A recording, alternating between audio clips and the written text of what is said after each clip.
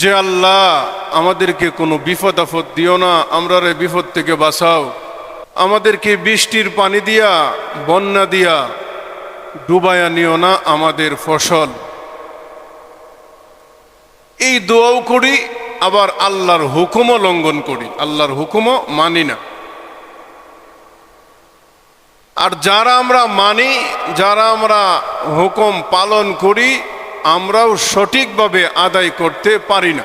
এটা আমাদের দুর্বলতা।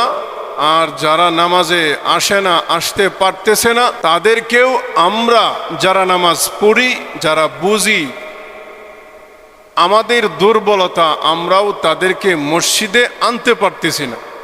এর জন্য আল্লাহ তাআলা আমাদেরকেও জিজ্ঞাসা করবেন, তোমার ভাই, তোমার ভাতিজা, তোমার সন্তান,